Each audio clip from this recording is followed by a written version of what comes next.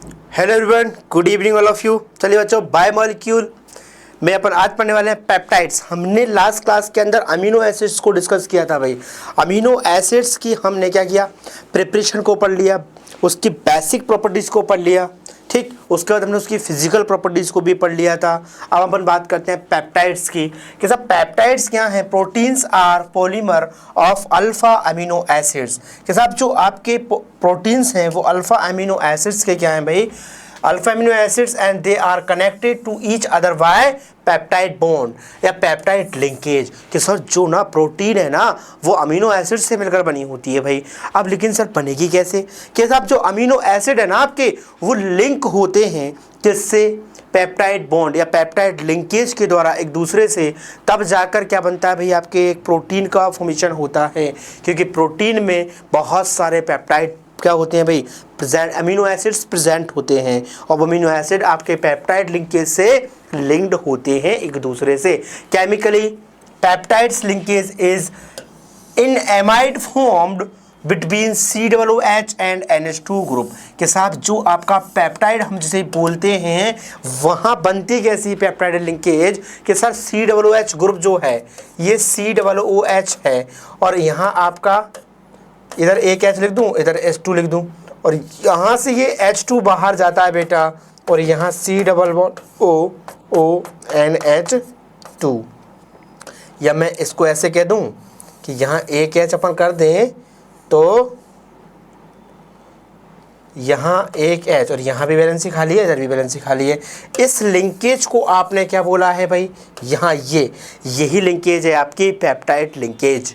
क्या है भाई, यही आपकी क्या है, पेप्टाइड लिंकेज है। इन दोनों ग्रुप के बिटवीन जो लिंक का फॉर्मेशन होता है उसे हम पेप्टाइड कहते हैं। डाइपेप्टाइड किसे बोलते हैं, सर दो बार हो जाए, कितनी बार हो जाए भाई, दो बार हो जाए, एलिमिनेशन होता चला जाए, बार बार पॉलीपेप्टाइड भी आएंगे भाई आपके।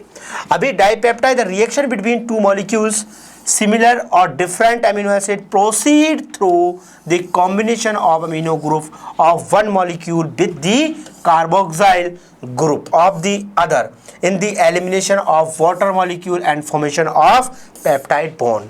और वाटर मॉलिक्यूल क्या हो जाता है भाई, वहाँ पे एलिमिनेट हो जाता है। वहाँ आपका वाटर मॉलिक्यूल क्या हो जाता है, एलिमिनेट हो जाता है, किससे, इस COOH ग्रुप और NH3 से। आपका एक वाटर मॉलिक्यूल क्या हुआ, जैसे ही रिमूव होगा आपके पेप्टाइड बॉन्ड का फॉर्मेशन यहाँ पर हो जाता है। किसका फॉर्मेशन हो जाता है, पेप्टाइड बॉन्ड का फॉर्मेशन हो जाता है, राइट। एग्जाम्पल देखिए भाई, एग्जाम्पल देखो, when कार्बोक्सिल ग्रुप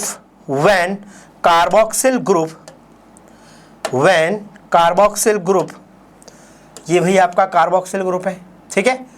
ये कार्बोक्सिल ग्रुप क्या कहता है कि साहब glycine combines with amino group of alanine we get a, अपन को क्या मिलता है फिर यहाँ पे बताओ, we get a dipeptide named by glycine alanine.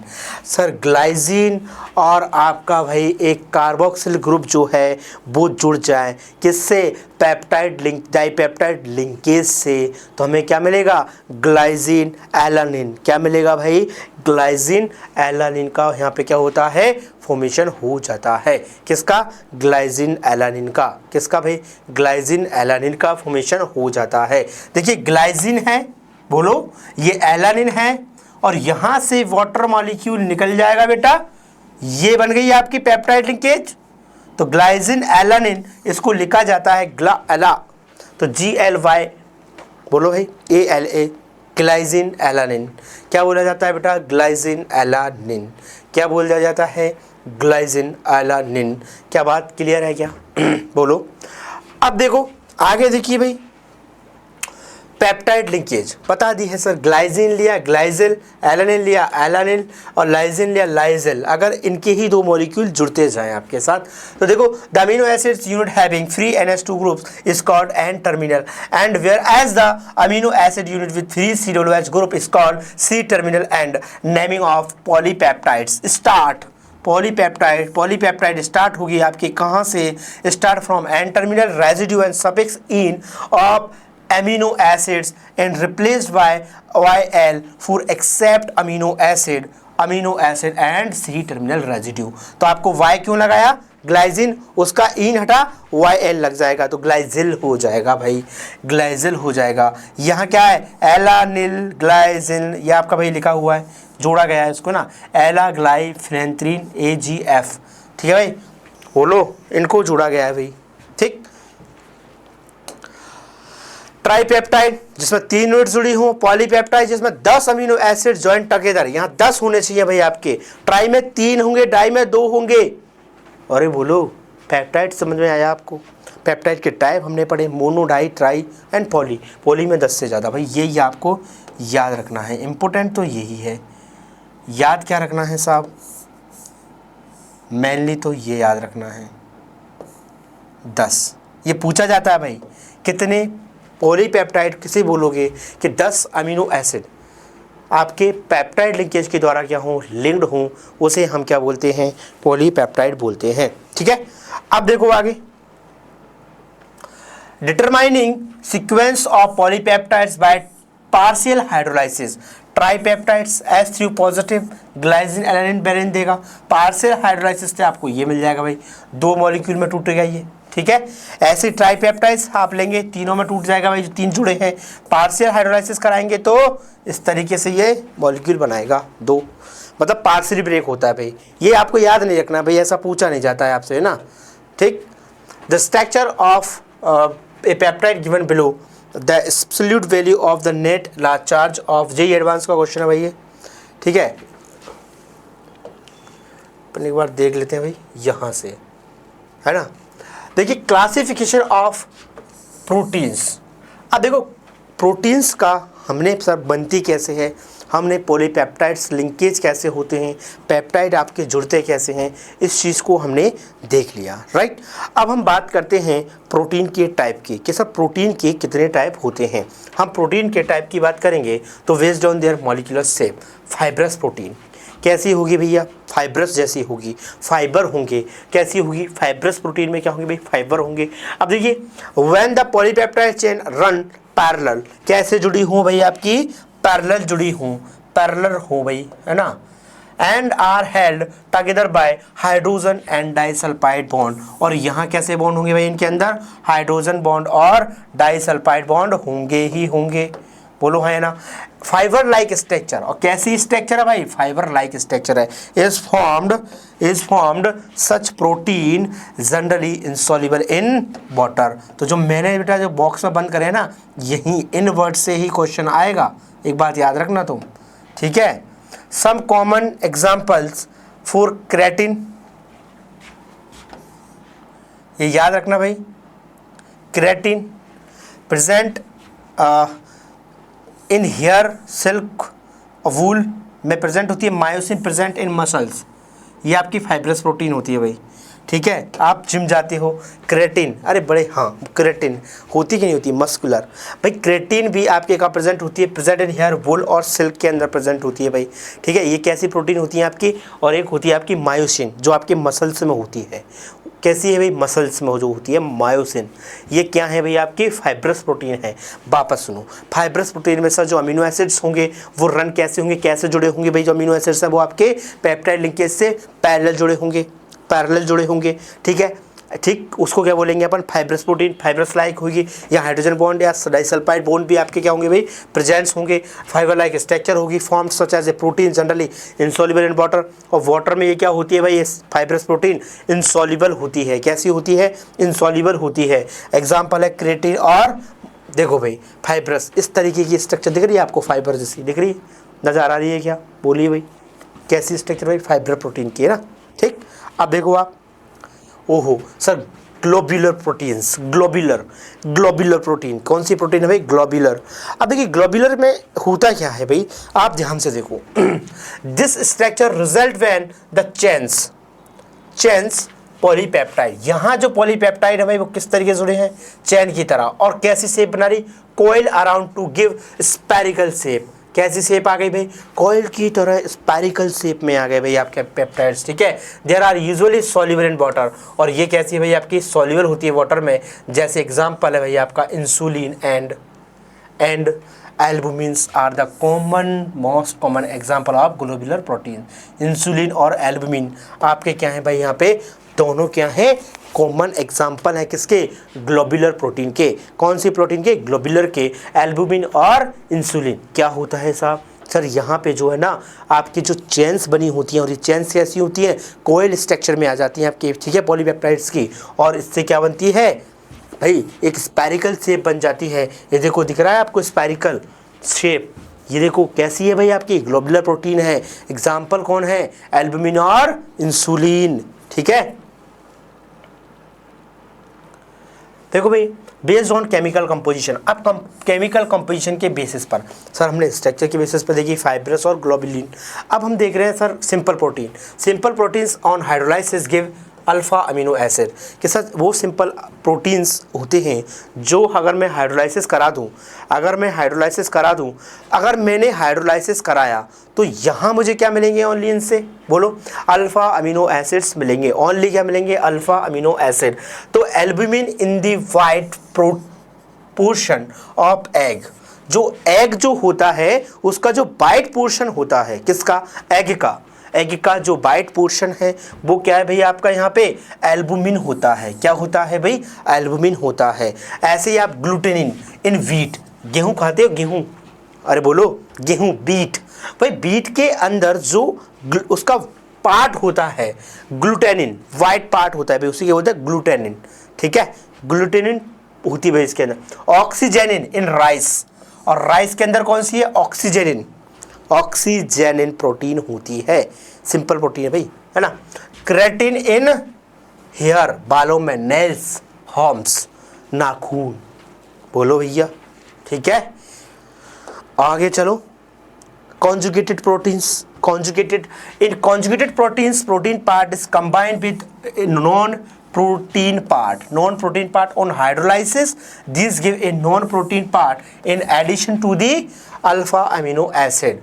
This non-protein portion is called prosthetic group, कि सर ऐसे प्रोटीन जिनमें प्रोटोजीनस पार्ट है और एक नॉन प्रोटोजीनस पार्ट है, इन नॉन प्रोटोजीनस पार्ट को हम बोलते हैं प्रोस्थेटिक ग्रुप। क्या बोलते हैं, प्रोस्थेटिक ग्रुप। ऐसी प्रोटीन आपकी कैसी होती है, कॉन्जुगेटेड प्रोटीन होती है। एग्जाम्पल में देखिए, it is control the biological function of the protein, ये आपके प्रोटीन के बायोलॉजिकल फंक्शन को क्या करते हैं भाई, प्रोस्थेटिक पार्ट कंट्रोल करते हैं। कौन, प्रोस्थेटिक पार्ट। प्रोस्थेटिक ग्रुप्स में भी कार्बोहाइड्रेट हो सकते हैं भाई आपके, फोस्फेट ग्रुप हो सकते हैं, लिपिड्स हो सकते हैं, किसके, ester of higher fatty acids, और एंड सो ऑन। एग्जाम्पल में casein of milk, haemoglobin of blood are example of conjugated protein. ये आपके कॉन्जुगेटेड प्रोटीन के क्या है भाई, एग्जाम्पल हैं। कौन, कैसिन और आपका हीमोग्लोबिन इन ब्लड, ठीक है भाई। आगे देखिए, डेराइव्ड प्रोटीन, डिराइव्ड की गई हो भाई किसी से, ठीक, जैसे degradation product obtained by partial hydrolysis of simple और conjugated proteins with acid alkalis enzymes, इनके पार्शियल हाइड्रोलाइसिस से आपको ये मिलती है called derived proteins. Proteoses, peptones, polypeptides protein, जैसे प्रोटीजेस, पेप्टोन्स, पॉलीपेप्टाइड्स, इनसे आपकी क्या बनती है भाई, ये बनती है, ठीक है। ये तो सिंपल सा है भाई, डिराइव्ड प्रोटीन तो, ठीक। स्ट्रक्चर ऑफ प्रोटीन, अब बात आती है साहब, हमने क्लासिफिकेशन पढ़ लिया प्रोटीन का, ठीक। अब हम बात करते हैं क्या इसके, बताइए किसकी बात करेंगे, स्ट्रक्चर की, किसके, प्रोटीन के स्ट्रक्चर की भाई, कि भाई प्रोटीन का स्ट्रक्चर क्या होता है, प्रोटीन का स्ट्रक्चर क्या होता है, क्लियर है। अब देखो यहाँ proteins are large organic compound and the structures of protein is more complex than the structure of simple organic compound.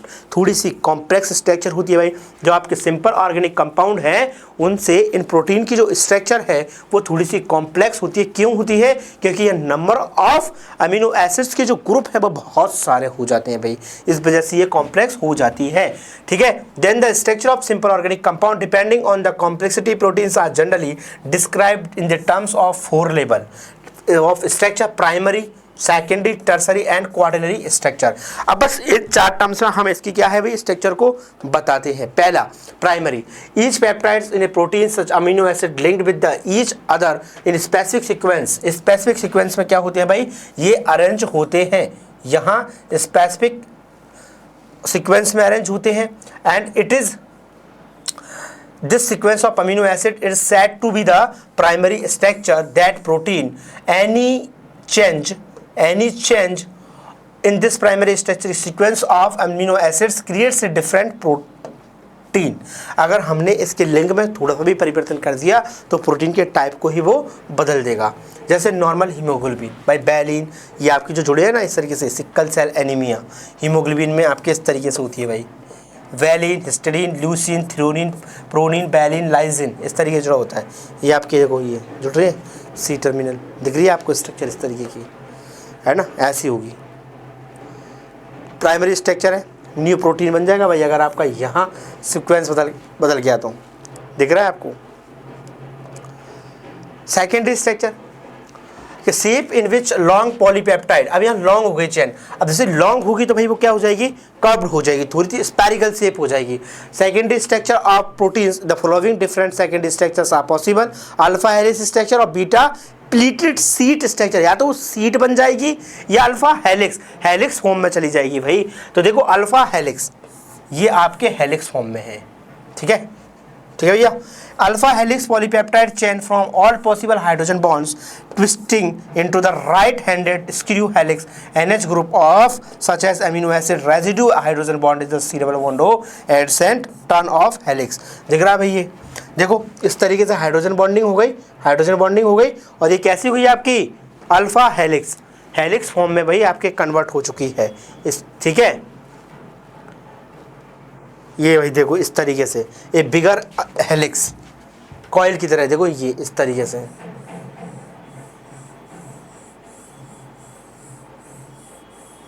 ये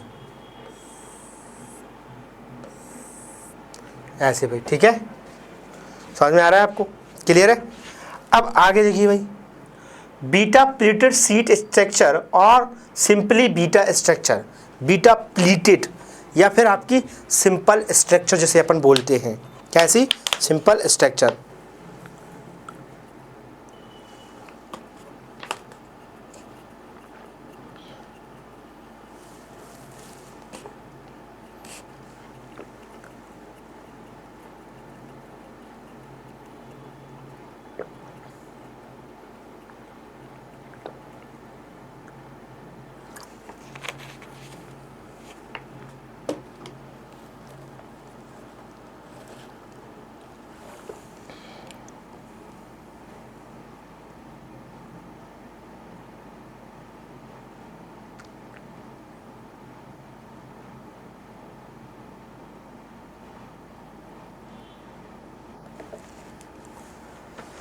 देखो भाई, in beta structure all peptides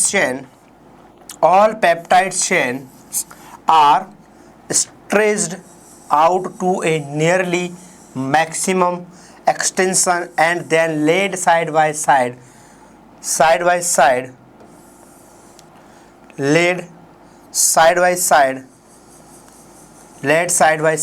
which are held together by intermolecular hydrogen bond, and the polypeptide chains can link together in parallel and anti-parallel sequence. These are represented as follow. देखो इस तरीके से ये represent होगी भाई, इस तरीके से ये रिप्रेजेंट होगी, ठीक है। फिर अल्फा आपके ये सीड्स बन जाएंगी यहाँ पे और उनके बिटवीन पेप्टाइड बॉन्ड का फॉर्मेशन होगा, बस इतना सा, ठीक है, इस तरीके से भैया। Beta pleated sheet structure of protein, beta flat seat structure of protein, एक प्लीटेड है और एक फ्लैट है, ठीक है। सेकेंडरी स्ट्रक्चर आयनिक बॉन्ड बनता है COOH और NH3 पॉजिटिव के बिटवीन, हाइड्रोजन बॉन्ड बनता है C डबल बॉन्ड और NH2 के बीच, ठीक है, involving OH group of serine and NH tryptophan बोला जाता है भाई उसको। वीकली हाइड्रोफोबिक वैन वंडरवॉल फोर्स अट्रैक्टिव फोर्सेस होते हैं आपके इन engendered by side chain of R group, जो एल्काइल चेन उसके अंदर अटैच्ड होती हैं। Disulphides cross linkage loop for polypeptide chain, the same kind of attractive repulsive force responsible for the tertiary structure। और ये किसके लिए responsible है? तीसरी टाइप की जो स्ट्रक्चर आएगी tertiary, and hold together stabilized by the सब units of the quaternary structure. और इनको स्टेबल किससे किया जाएगा भाई? इनकी क्वाटरनरी स्ट्रक्चर से। अब देखो ये टर्सरी स्ट्रक्चर आ गई भाई इस तरीके से। अभी कॉइल शेप में आ रही कि नहीं आ रही? देखो यहाँ ये आ गई ना हेलिक्स फॉर्म में, ठीक है। अब NH3 आ गया आपका, ये रहा है ना, और ये कौन आ गया आपका टर्मिनल ऊपर? C टर्मिनल आ गया आपका कार्बन वाला। तो the tertiary structure of protein represent overall folding and polypeptide chain further folding of the secondary group. The secondary structure produce 3D structure and it gives rise to major molecular shape fibrous and globular. ये देखो fibrous और globular की दो important structure आपको दी हुई है। The main forces which stabilize the 2 degree and 3 degree structures of proteins are hydrogen bond, disulfide linkage, van der Waals force and electrostatic force of attraction। अब इनमें के बीच में तो कैसा लगेगा? इलेक्ट्रोस्टैटिक फोर्स ऑफ अट्रैक्शन लगेगा। और यही चीजें तो इसको क्या कर रही हैं? स्ट्रक्चर को स्टेबल कर रही हैं। किसको? टर्सरी को। कौन कौन सी? साहब डाइसल्फाइड बॉन्ड आ रहा है, देखो यहाँ एक तो सर हाइड्रोजन बॉन्ड आ रहा है। कैसा बॉन्ड है भाई? सर हाइड्रोजन बॉन्ड है एक, ठीक है ये, ठीक। और एक सर डाइसल्फाइड लिंकेज है और van der Waals फोर्सेस हैं और इलेक्ट्रोस्टैटिक फोर्स है। ये इसको क्या कर रहे होंगे भाई? अट्रैक्ट कर रहे होंगे। बात क्लियर है क्या? यहाँ ये इंपॉर्टेंट बात है भाई, ठीक है ये, ठीक है ना? बात आ गई समझ में? बोलिए भाई, क्लियर है क्या?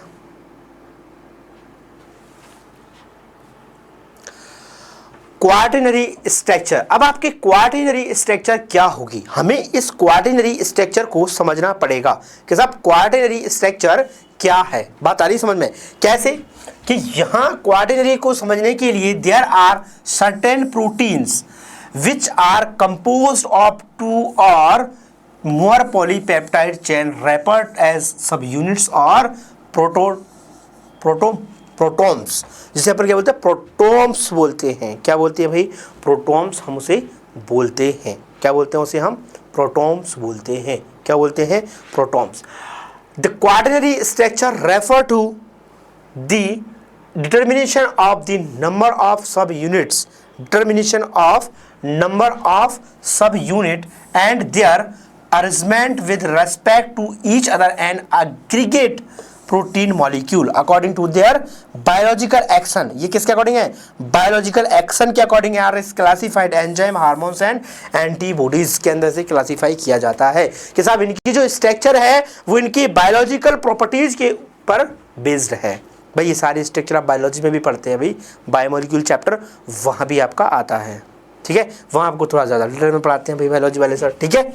ठीक, ये लिए भाई अमीनो एसिड्स, ठीक है। इस तरीके से प्राइमरी स्ट्रक्चर, सेकेंडरी में हेलिक्स बना। अब ये हेलिक्स टर्सरी में कोइल्ड हो गया क्योंकि यहां और यहां क्या लग गए? इलेक्ट्रोस्टैटिक फोर्स लग गए, डाइसल्फाइड बॉन्ड लग गए, हाइड्रोजन बॉन्डिंग लग गई। अब यही चीज क्वाटरनरी में बदल गई, बहुत सारा इकट्ठा हो गया भाई यही मटेरियल, ठीक है। तो ये किस में कन्वर्ट हो गया? अब आपके क्वाटरनरी, कौन? प्रोटीन की क्वाटरनरी स्ट्रक्चर आपको ऑब्टेन हो चुकी है, ठीक है भाई। इस तरीके से आप देख लो भाई, ये आपके क्वाटरनरी है, यही आपकी फाइनल स्ट्रक्चर है प्रोटीन की। बात आ गई समझ में? अब आपके क्वाटरनरी में हमने क्या पढ़ा था? आर ग्रुप है एंड ये ग्रुप दिख रहा है भाई आपको, सी और आपका आर ग्रुप जो था, ठीक है। बोलो,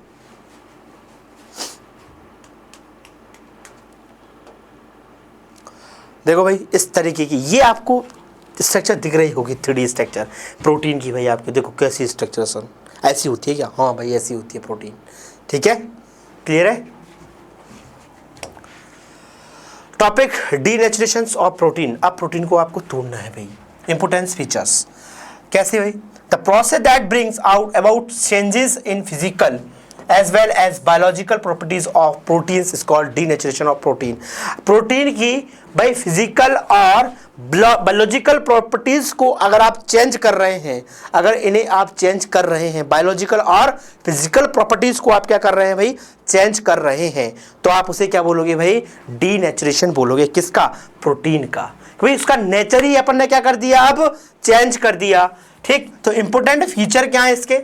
वो इम्पोर्टेंट फीचर क्या क्या हो सकते हैं वो देखिए। It is caused by change in pH temperature, pH में चेंज कर दिया, टेम्परेचर में चेंज कर दिया, by other denaturing agent like acid and alkali. अरे भैया एसिड तो पता है, एल्कली क्या आ गया? अरे भाई एल्कली बेस ही तो है। वाई कैसे? Water soluble base, water soluble base को ही हम क्या कहते हैं भाई? एल्कली बोलते हैं। ठीक है, अब आगे देखो, denaturation does not change the primary structure of protein but the secondary structure and tertiary structure आपकी चेंज हो जाती है भाई। ये याद रखेंगे, ये इंपॉर्टेंट पॉइंट है भाई। सेकेंड पॉइंट कि सर हमारे द्वारा अगर डीनेचुरेशन किया गया है किसी प्रोटीन का डीनेचुरेशन अगर किया गया है तो उसकी प्राइमरी स्ट्रक्चर में कोई भी चेंज नहीं आता, लेकिन सेकेंडरी टर्सरी स्ट्रक्चर का नेचर चेंज हो जाता है। इसी वजह से उस प्रोटीन की बायोलॉजिकल और फिजिकल प्रॉपर्टीज भी चेंज हो जाती हैं। इसी वजह से उसकी बायोलॉजिकल और फिजिकल प्रॉपर्टीज भी आपकी क्या हो जाती हैं भाई? चेंज हो जाती हैं। बात क्लियर है क्या? ठीक, क्लियर। अब देखो यहाँ, denatured protein loss its biological activity. ओ हो, ये क्या सर कि डीनेचर्ड प्रोटीन जो होगा वो अपनी बायोलॉजिकल प्रॉपर्टीज को क्या कर देगा भाई? लॉस कर चुका होगा, लॉस कर देगा। ठीक है, अब देखो, during denaturation ordered and specific conformation convert into uncoiled and random conformation, so entropy increases during denaturation। भाई डीनेचुरेशन क्या होगा आपका? यहाँ हो जाएगा, क्या हो जाएगा भाई? डीनेचुरेशन हो जाएगा। बात क्लियर है क्या? बोलो। डीनेचुरेशन में भी रिवर्सिबल और इरिवर्सिबल, कि आपका ये डीनेचुरेशन कैसा होगा? रिवर्सिबल भी हो सकता है और ये इरिवर्सिबल भी हो सकता है। कैसा? रिवर्सिबल भी हो सकता है और इरिवर्सिबल भी हो सकता है। बात क्लियर है? देखो भाई, अगर मैं हीट मार दूं तो आपके यहाँ पे हाइड्रोजन बॉन्ड और डाइसल्फाइड बॉन्ड टूट जाएंगे, तो ये प्रोटीन फैल जाएगी भाई। कैसी हो जाएगी?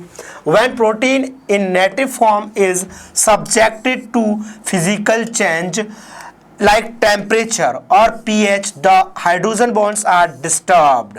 कि सर अगर pH चेंज कर दूं, अगर मैं टेम्परेचर मार दूं प्रोटीन पे, तो क्या होगा सर? उसके जो हाइड्रोजन बॉन्ड हैं वो अफेक्टेड हो जाएंगे। क्या हो जाएंगे भाई? हाइड्रोजन बॉन्ड अफेक्टेड हो जाएंगे उसके। अरे होंगे कि नहीं होंगे? बिल्कुल भाई। As a result globules get unfold and helices get uncoiled, therefore proteins losses its activity. और सर इस वजह से उसका जो हेलिक्स है वो अनफोल्ड हो जाएगा, अनकॉइल्ड हो जाएगी, और वो अपनी बायोलॉजिकल एक्टिविटी या जो अपनी पहचान है प्रोटीन की, जो अपनी आइडेंटिटी है, उसे क्या कर देगी भाई? वो लॉस कर देगी। क्या कर देगी? उसे लॉस कर देगी। बात क्लियर है? Coagulation of egg while on boiling and curdling of milk caused by bacteria present in milk। किसकी वजह से? कि जो बैक्टीरिया प्रेजेंट होता है किसमें? आपकी मिल्क में। उसकी वजह से अगर एग को मैं कोएगुलेट करूं तो उसमें जो प्रोटीन होती है वो अपनी आइडेंटिटी को बेटा क्या कर देती है? लॉस कर देती है। बात ठीक है?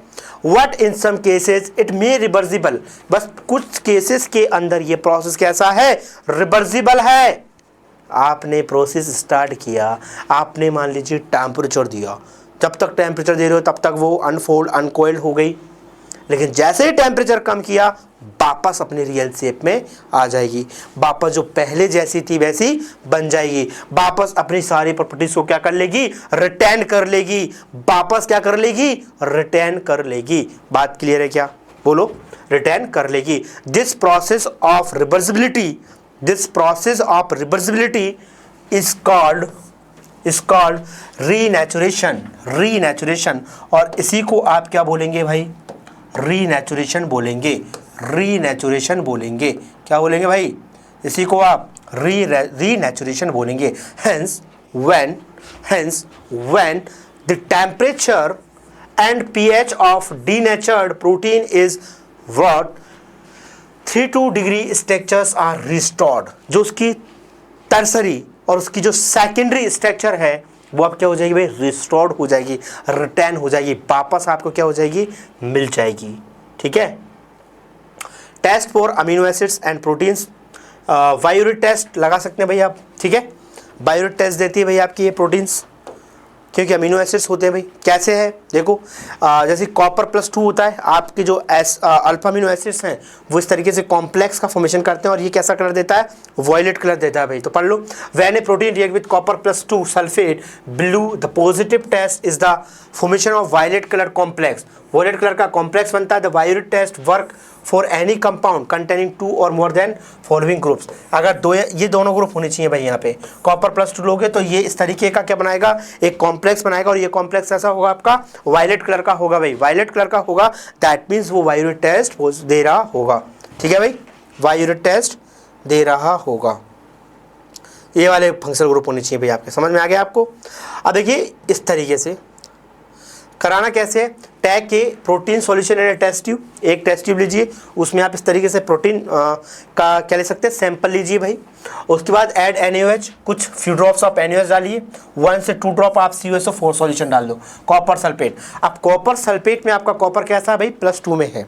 ठीक है, अब वो उस प्रोटीन के अंदर जो आपके अल्फा अमीनो एसिड्स है उसके अंदर दो जो हम फंक्शनल ग्रुप की बात कर रहे हैं वो फंक्शनल ग्रुप प्रेजेंट हो गए, कार्बोक्सिलिक एसिड और अमाइन्स तो होगा ही यार, है होगा। तो वो क्या करेगा भाई, इसके साथ कॉम्प्लेक्स का फॉर्मेशन करेगा। Violet colour indicate the presence of protein, जब इसके अंदर क्या प्रोटीन है, प्रेजेंट है। Violet test for peptide bond in the molecule for a protein, और ये भी बता रहा है ये कि उस मॉलिक्यूल के अंदर क्या है भाई, एक पेप्टाइड बॉन्ड प्रेजेंट है। पेप्टाइड क्या बोला, COOH और NH3 के बिटवीन जो बॉन्ड बनाता है आपका, उसे हमने क्या कहा है, पेप्टाइड बॉन्ड बोला है।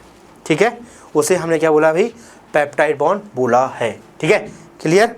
अब देखो, care must be taken that excess of copper sulphate is not added, otherwise there will be blue colour instead of violet colour. ठीक है भाई, ये दिख रहा है आपको वायलेट कलर टेस्ट ट्यूब के अंदर, दिख रहा है क्या, टेस्ट ट्यूब के अंदर आपको वायलेट कलर दिख रहा है क्या, बोलिए हाँ या ना, बोलो दिख रहा होगा भाई। ठीक है, अब देखो यहाँ निनहाइड्रिन टेस्ट, निनहाइड्रिन टेस्ट भाई ये भी इसके लिए किया जाता है। यहाँ भी आपको कैसा कलर मिलेगा भाई, वायलेट, पर्पल ब्लू।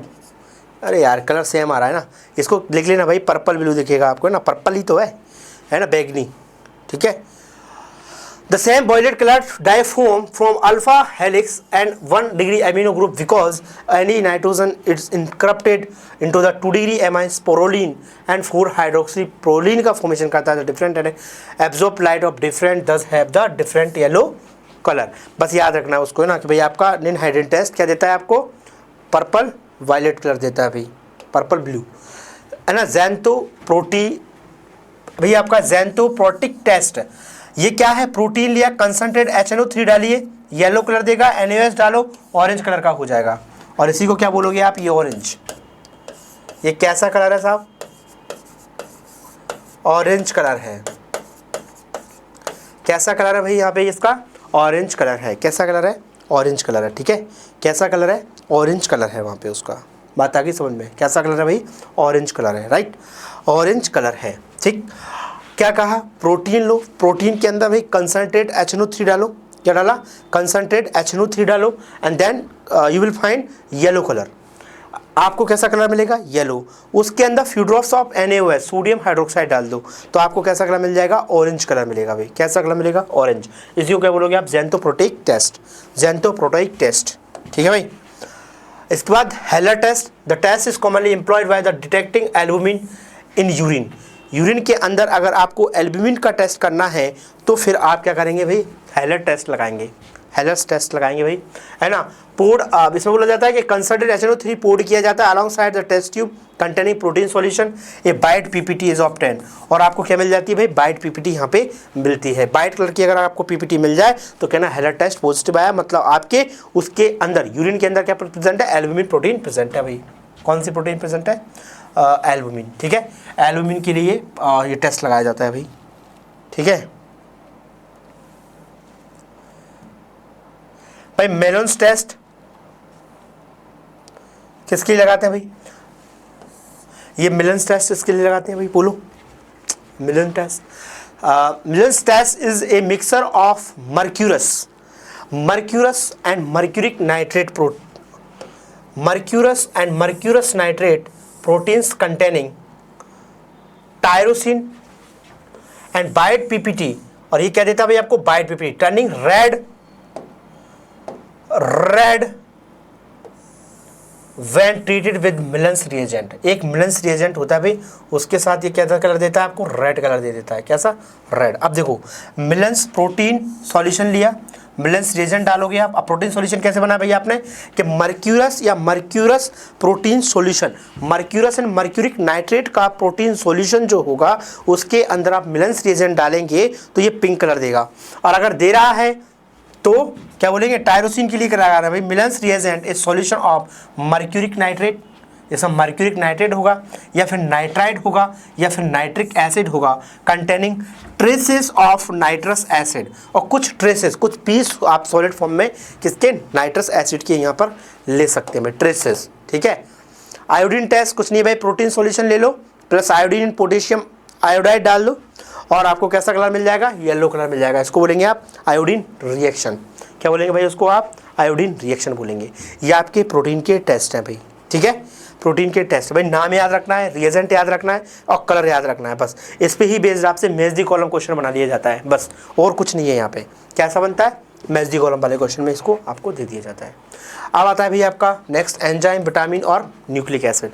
ठीक है, अब एंजाइम देखो भाई, एंजाइम, विटामिन, न्यूक्लिक एसिड। ठीक है, तो अब यहाँ आप देखिए enzymes, life is possible due to the coordination of various chemical reaction in living organism. An example is digestion of food, absorption and appropriate molecule and ultimately production of energy. Enzyme भाई किस में काम आ रही है? Digestion में। Production of energy, they can also exhibit their activity even when they have been extracted from their sources. The process involve sequence of reaction and all these reactions occur in the body under very mild condition. किसकी presence में होंगी ये सारी रिएक्शनें आपकी भाई? आपके enzyme की presence में। This occur with the help of certain bio catalyst called enzyme. जो जिसकी प्रेजेंस में ये रिएक्शन सारी हो रही है ना, उस बायो कैटलिस्ट को क्या बोल रहे हैं अपन? एंजाइम कह रहे हैं। उस बायोकैटलिस्ट को क्या कह रहे हैं? एंजाइम कह रहे हैं। Almost all the enzymes are globular proteins. Enzymes are very specific for a particular reaction. हर एंजाइम अपनी रिएक्शन के लिए पर्टिकुलर स्पेसिफिक होती है। ऐसा नहीं है भाई कि कोई भी एंजाइम किसी के भी सामने बिठा दो, किसी के भी साथ बिठा दो, रिएक्शन करवा दे, कि नहीं। अपनी रिएक्शन के लिए बड़ी सेंसिटिव होती है भाई, स्पेसिफिक होती है अपने काम के लिए कि उसको ये काम करना है तो वो सिर्फ और सिर्फ वही काम करेगी भाई, उसी की प्रेजेंस में वो काम होगा। ठीक, enzymes are very specific for a particular reaction and for particular substrate. बात आ रही समझ में?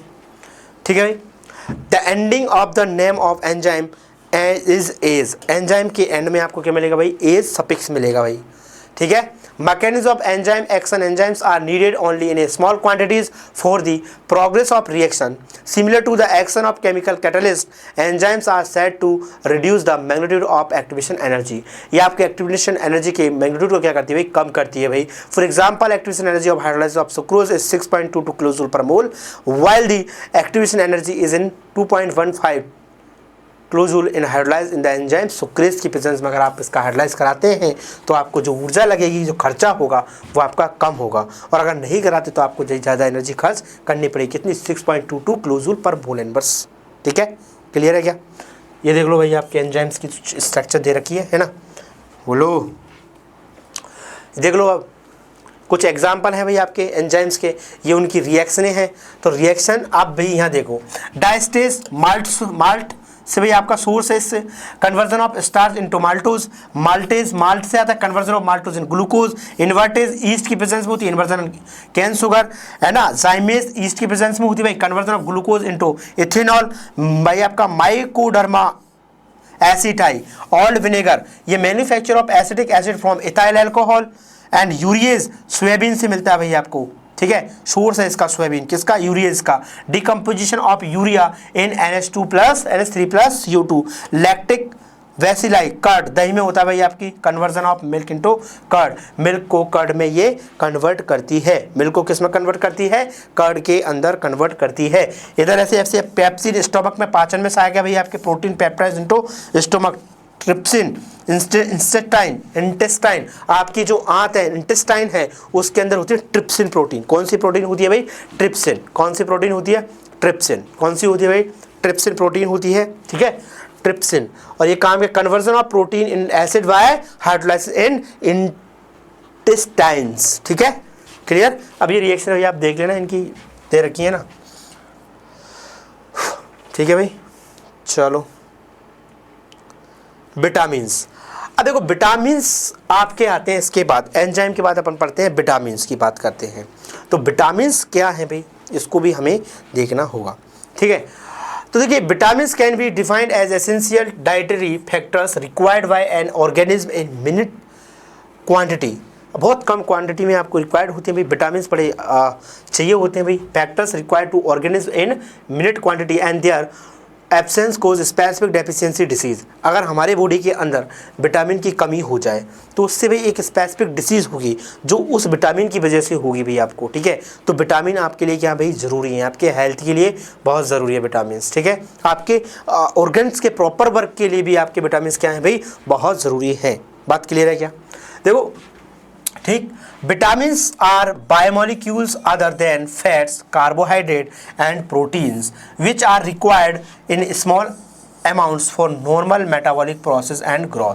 कि भाई अगर आपको आपकी बॉडी की मान लीजिए या किसी उस ऑर्गन की आपको नॉर्मल ग्रोथ करवानी है तो एक अमाउंट होगा, एक मिनिमम अमाउंट होगा, उसमें उसको वो आपकी विटामिन्स रिक्वायर्ड होगी, मतलब आपको उसका उतना अमाउंट होना चाहिए जब आपका वो ऑर्गन आपका क्या करेगा भाई, वो सिस्टम आपका क्या करेगा, प्रॉपर वर्क करेगा बॉडी का, जब उसको उसके लिए क्या मिल जाएगी, विटामिन मिल जाएगी, ठीक है।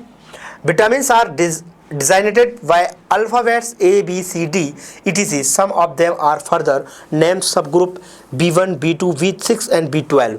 भाई इससे इनके सब ग्रुप को क्या कर रहे हैं अपन, डिनोट कर रहे हैं, ठीक। ऐसे vitamin A, vitamin B, vitamin B, vitamin C, vitamin D, ठीक है। इस तरीके से इनको क्या किया जाता है भाई, क्लासीफाई किया जाता है, ठीक है। और सब ग्रुप में आपके B1, B2, B6 और B12 विटामिन B12, ये विटामिन बी के आपके क्या है भाई टाइप हैं, उसके क्या है ये सब ग्रुप हैं, इनके सोर्सेज अलग अलग होते हैं भाई, ठीक है। और जो विटामिन होती है उस विटामिन की कमी से, जिस विटामिन की कमी है उस विटामिन की कमी से उससे रिलेटेड स्पेसिफिक डिसीज ही आपको होगी भाई, ठीक है, हो जाएगी, ठीक है ना भाई, ठीक है। अब देखो excess of vitamin are also harmful and vitamin pills should not be taken without the advice of doctor. अब ऐसा नहीं है साहब कि सर विटामिन जरूरी है तो खाते जाओ भाई, अगर आपकी बॉडी के अंदर विटामिन ज़्यादा हो गए तो वो भी आपके लिए क्या है भाई, हार्मफुल है। इसलिए आपको विटामिन पिल्स जो आती है, विटामिन की जो टैबलेट्स आती हैं भाई, या विटामिन के लिक्विड फॉर्म में भी आती है, अब तो सिरप भी आने लग गया भाई, विटामिन डी का आता है आपका ऐसे, ठीक है। आपके विटामिन डी तो आपका पाउडर फॉर्म में भी आता है, जिसे आप मिल्क के साथ पी सकते हैं, ठीक है। तो आपको विटामिन को ज़्यादा नहीं लेना है, एक्सेस फॉर्म में नहीं लेना है भाई। अगर आपका डॉक्टर आपको कहता है, डॉक्टर की सलाह के बिना आप विटामिन पिल्स ना लें भाई, ठीक है, टैबलेट्स ना लें, ठीक है भाई, क्लियर है। The term vitamin was coined from the word vital plus amine. Vital plus amine किससे आया भाई, आपका vitamin word vital plus amine से आया भाई, वाइटल प्लस एमीन से आया है। Since the earlier identified compound had amino acid, most of the vitamins cannot be synthesized in our body. What plants can synthesize almost all of them, so they are considered an essential food factor. Essential food factor, इसके लिए आपको essential food factor जरूरत होती है भाई, है ना। Classification of vitamins, classification of vitamin का क्लासिफिकेशन क्या है। Vitamins are generally classified into two broad type based on their solubility and fat soluble and water soluble. दो टाइप के होते हैं भाई, एक आपके फैट सॉल्युबल होंगे और एक आपके वाटर सॉल्युबल होंगे। These two groups discharge different functions. Fat soluble vitamins and water soluble proteins ऐसे आपको दिखते भाई, ऐसे दिख रहे हैं, ठीक है। फैट सॉल्युबल विटामिन्स मैं देखिए आप फैट सॉल्युबल विटामिन्स, अब फैट सॉल्युबल विटामिन्स क्या होंगे भाई, इस चीज़ को समझो। फैट सॉल्युबल विटामिन्स क्या होंगे भाई आपके,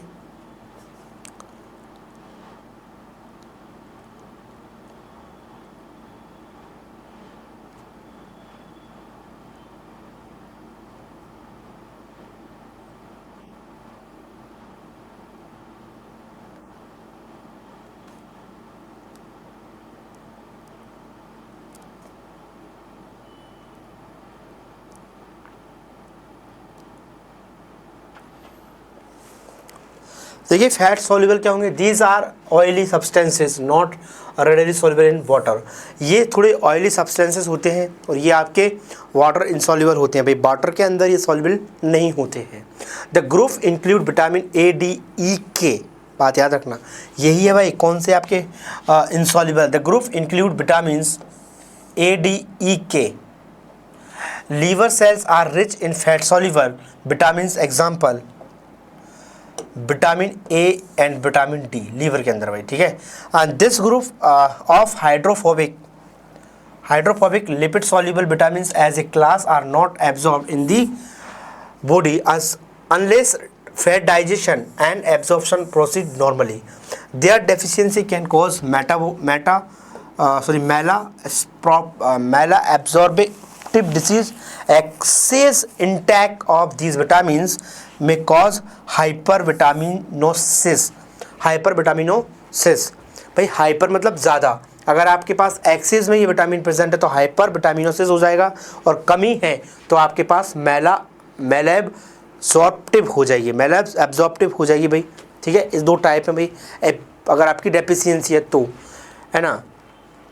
वाटर सॉल्युबल प्रोटीन्स कौन कौन से हैं भाई आपके, तो देखो this group include remaining vitamin are vitamin B group, आपके बी के पूरे बी कॉम्प्लेक्स, और विटामिन सी जो आपकी वाटर सॉल्युबल है।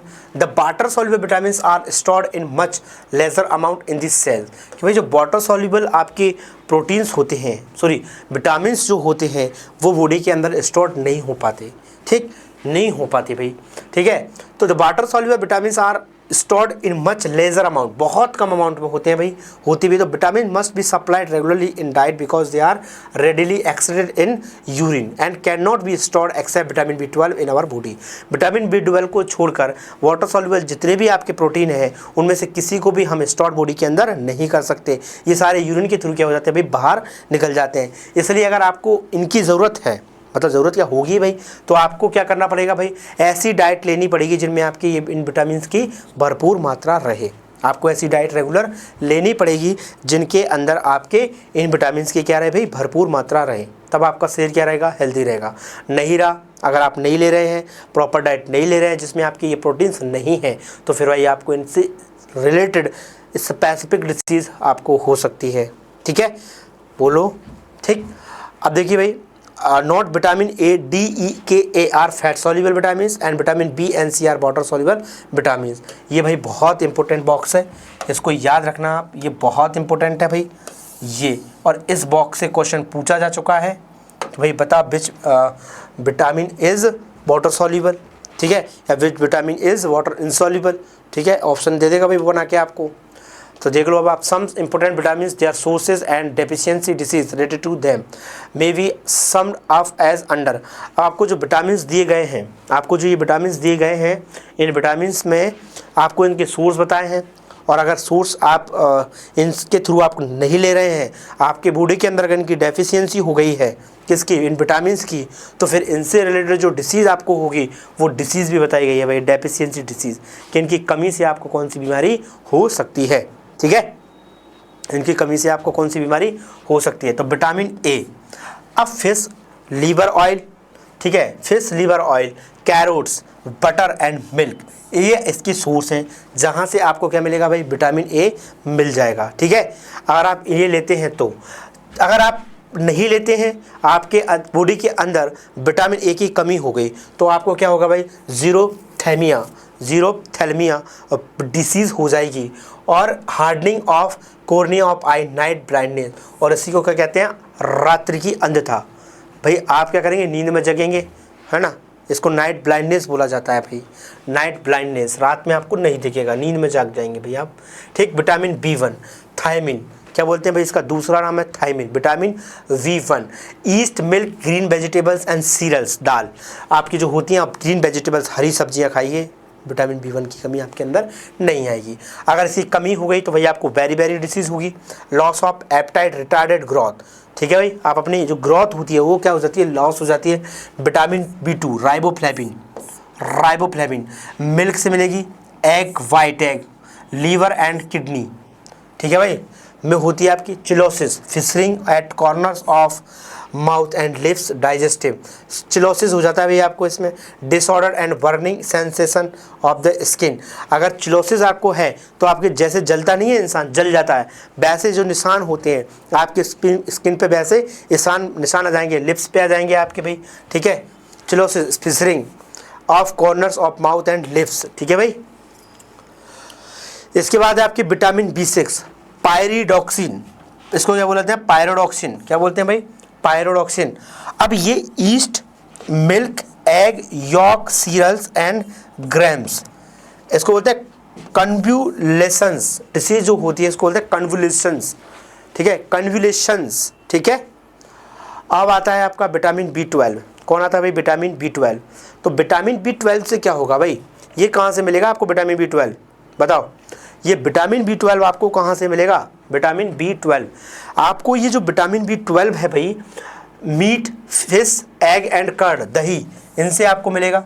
अगर आपकी बॉडी के अंदर इसकी कमी हो जाए तो आपको पर्निशियस एनीमिया हो जाएगा। पर्निशियस एनीमिया आपको एक डिसीज़ होगी। RBC डेफिशिएंट इन हीमोग्लोबिन, जो आपकी RBC है उसके अंदर हीमोग्लोबिन की कमी हो जाएगी भाई, किसकी कमी हो जाएगी, हीमोग्लोबिन के आपकी बॉडी के अंदर क्या हो जाएगी भाई, कमी हो जाएगी, बॉडी के अंदर है, RBC के अंदर स्पेसिफिकली, ठीक है। विटामिन C, एस्कॉर्बिक एसिड बोलते हैं भाई, ये पूछा जा चुका है भाई, विटामिन C के अंदर कौन सा एसिड होता है, एस्कॉर्बिक एसिड। सिट्रस फ्रूट, आंवला एंड ग्रीन लीफी वेजिटेबल्स, हरी पत्ती वाली सब्जी, हरी पत्ती वाली सब्जी खाएं, या फिर भाई आप क्या करें, आंवला, आप जानते ही होंगे आंवला, या वो खाएं, या फिर आप क्या खाएं, सिट्रस फ्रूट, जैसे सिट्रस एसिड जिनमें होता है, ऑरेंज, नींबू, आपके जो हैं ऐसे फ्रूट्स जो आते हैं भाई, उनको आप क्या करें, ले। अगर आप नहीं करते हैं तो आपको स्कर्वी हो जाएगी, जिसमें आपकी क्या होती है, ब्लीडिंग गम्स, आपका जो ब्लड होता है उसमें गम्स, ठीक है, छोटे छोटे क्या बन जाते हैं भाई, बोले तो छोटी छोटी ब्लड के अंदर गठाने बन जाती हैं भाई, ऐसे है ना, गम्स बोलते हैं उन्हें, ठीक है। और आप विटामिन डी, अगर, और विटामिन डी का सोर्स क्या है भाई, exposure to sunlight, fish and egg yolk, जो अंडे का यॉक होता है या तो वो, या फिर भाई आप सनलाइट, जो सुबह की हल्की धूप होती है उसके अंदर भी भाई आपका क्या होता है, एक्सपोजर टू सनलाइट, ठीक है। अगर नहीं है तो रिकेट्स, वॉन्ट, डिफॉर्मेटाइटिस इन चिल्ड्रन, अगर ऐसा नहीं है तो बच्चों की जो हड्डियां हैं भाई वो टूटने लग जाती हैं भाई, ठीक है। And osteomalacia, soft bones and joint pain in adult, अगर विटामिन डी की कमी है तो आपके क्या होंगे भाई, जो जॉइंट्स हैं आपकी बॉडी के वो क्या होंगे भाई, दर्द होने लग जाएंगे, वो भी क्या होने लग जाएंगे, डिस्ट्रॉय होने लग जाएंगे, ठीक है। कब, जब आपकी बॉडी के अंदर विटामिन डी की कमी हो जाएगी, कब भाई, जब आपकी बॉडी के अंदर विटामिन डी की कमी हो जाएगी, ठीक है। सी का समझ में आ गया, सी क्या बोला, स्कर्वी, ब्लीडिंग गम्स बनते हैं भाई वहाँ। अब विटामिन ई, अब जो आपका विटामिन ई है, वेजिटेबल्स ऑयल, ये कैसे मिलता है आपको भाई, वेजिटेबल ऑयल से, किससे मिलेगा भाई, vegetable oils, vegetable oil like wheat, गेहूं, एंड जम्स oil, sunflower oil, increased fragility of RBCs and muscular weakness, आपको भाई जो मस्कुलर वीकनेस है अगर इसकी कमी आ गई तो आपको मस्कुलर वीकनेस फील होगी, किसकी वजह से, विटामिन ई की वजह से, ठीक है। एंड विटामिन के, ग्रीन लीफी वेजिटेबल्स, हरी सब्जियां खाइए भाई, ठीक, उनसे आपको विटामिन के भी मिल जाएगा। इंक्रीज ब्लड क्लोटिंग टाइम, ये आपके ब्लड क्लोटिंग का जो टाइम है उसको इंक्रीज कर देगा भाई, क्या कर देगा, इंक्रीज कर देगा ब्लड क्लोटिंग टाइम को, कौन, विटामिन के, ठीक है। अब बता भाई न्यूक्लिक एसिड, तो न्यूक्लिक एसिड क्या है भाई आपका, बता। न्यूक्लिक एसिड जो है, the particles in nucleus of the cell, cell की न्यूक्लियस के अंदर होते हैं भाई, रेस्पॉन्सिबल फॉर द हेरिडिटी, आपकी वंशानुगत जो लक्षण होते हैं उनको ये एक जनरेशन से दूसरी जनरेशन में क्या करते हैं भाई, ट्रांसफर करते हैं, आर कॉल्ड क्रोमोसोम्स। उन्हें अपन क्या कहते हैं, क्रोमोसोम्स कहते हैं, which are made by of proteins and another type of biomolecules called nucleic acid. ठीक है भाई, these are mainly of two types, deoxyribonucleic acid, DNA होता है भाई, और एक होता है ribonucleic acid, RNA. Nucleic acid are long chain polymer nucleotides, so they are also called polypeptides. ठीक है भाई, पॉलीन्यूक्लियोपेप्टाइड्स बोलते हैं भाई। Each nucleotide is made up of 3 parts. Example देखिए भाई, कितने पार्ट से बना होता है ये, 3 पार्ट से बना होता है। देखो, पहला पार्ट होता है हेट्रोसाइक्लिक नाइट्रोजिनस बेस। पहला क्या होता है इसके अंदर, हेट्रोसाइक्लिक नाइट्रोजिनस बेस। फिर होती है भाई एक शुगर होती है, और एक होता है फॉस्फोरिक एसिड। न्यूक्लियोसाइड किससे बनता है आपका, बेस प्लस शुगर से बनता है भाई। न्यूक्लियोसाइड किससे बनता है, बेस, शुगर और फॉस्फेट से बनता है। ठीक है, किससे बनता है, फॉस्फेट से बनता है। ठीक, अब यहाँ जो आपकी न्यूक्लिक एसिड है, केमिकल कंपोजिशन न्यूक्लिक एसिड का भाई, शुगर होगा, बेस फॉस्फेट होगा एंड न्यूक्लिक एसिड, इस तरीके से बनता है भाई आपका न्यूक्लियोसाइड। कंपोजिशन क्या होगा, पेंटोस शुगर होगी, फॉस्फोरिक एसिड होगा, nitrogenous containing heterocyclic compound called bases, उसे अपन क्या बोलते हैं, बेस बोलते हैं भाई। ये इसकी स्ट्रक्चर होती है आपके किसकी, न्यूक्लिक एसिड की, न्यूक्लिक बेसिस आपके ना। पेंटोस शुगर आपकी इस तरीके से होती है भाई, 2 अल्फा और बीटा। ठीक है, ये बीटा डी राइबोज है और बीटा 2D डीऑक्सी राइबोज है भाई। और डीऑक्सी राइबोज शुगर कहाँ होगी आपकी, बोलो, डीएनए के अंदर, और राइबोज शुगर कहाँ होगी आपके, आरएनए के अंदर। ठीक है, एंड नाइट्रोजिनस बेस, आपके नाइट्रोजिनस बेस होते हैं भाई यहाँ पे आपके, देखो, एडेनिन, गुआनिन, साइटोसिन और थाइमिन, है ना। आरएनए में एक और होता है भाई आपका यूरेसिल, स्पेसिफिक, जो आपके आरएनए के अंदर ही आपको देखने को मिलता है। ठीक है, और प्यूरिन्स होते हैं आपके, ये आपके एडेनिन और गुआनिन जो होती हैं आपकी प्यूरिन्स होती हैं, कॉमनली मोस्ट होते हैं भाई, ये आपके पाए जाते हैं, दोनों के अंदर ही न्यूक्लिक एसिड है। और आगे होती है पायरिमिडीन्स, पायरिमिडीन्स में आपके यूरेसिल, सिस्टीन और थाइमिन होता है भाई, 3। ठीक है, structure of nucleic acid, nucleoside किस किस से बने भाई आपके, बोलो, नाइट्रोजनस बेस प्लस शुगर, इससे मिलकर ये बना होता है। जनरल फॉर्मूला है भाई इनका। और इस तरीके से एडेनिन ए से डिनोट करोगे, गुआनिन जी से डिनोट करोगे, और साइटोसिन सी से, और थाइमिन टी से, और यूरेसिल सी से। ये भाई इस तरीके से है ना, ठीक है, इस तरीके से है ना। ये इस तरीके से भाई आपके न्यूक्लियोसाइड्स का फॉर्मेशन होता है, जहाँ आपके शुगर और फॉस्फेट मिलकर बनाते हैं, न्यूक्लियोटाइड्स का फॉर्मेशन करते हैं। ठीक, और ये आपके sequence of RNA, DNA molecules इस तरीके से बनता है भाई आपका। कैसे कि भाई उसके अंदर एक बेस है, फॉस्फेट है, और क्या है भाई आपका, क्या है यहीं पे आपका, फॉस्फेट होगा, शुगर होगी, और न्यूक्लिक एसिड जो आपके हैं भाई वो भी प्रेजेंट होंगे। ठीक है, अब अल्फा बीटा, अब देखो ये क्या है, अल्फा बीटा ग्लाइकोसाइडिक लिंकेज के द्वारा जुड़ा हुआ है। यहाँ हाइड्रोजन बॉन्डिंग होगी भाई OH ग्रुप के साथ, बेस जुड़ा होगा। ठीक, और इससे क्या बनेगा आपका, डीएनए का फॉर्मेशन हो जाएगा। इस तरीके से न्यूक्लियोटाइड्स आपके ऐसे बनते हैं, फॉर्मेशन वहाँ पे डाई न्यूक्लियोटाइड। कैसे फॉर्मेशन हो रहा है भाई, nucleotides are joint together the phosphodiester linkage. अब फॉस्फोडाइस्टर लिंकेज कैसे बनता है भाई, 5 and 3 carbon are the pentose sugar, pentose sugar का 5वां और तीसरा कार्बन आपका इसके फॉर्मेशन में भाई क्या करता है, पार्टिसिपेट करता है। The formation of typical dinucleotide is show below, आपको ये दे रखे हैं भाई।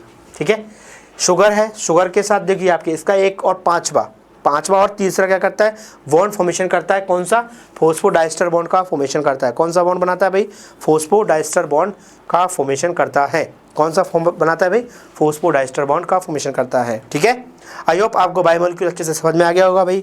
ठीक है, मिलते हैं अगली क्लास में, तब तक के लिए थैंक यू, बाय बाय।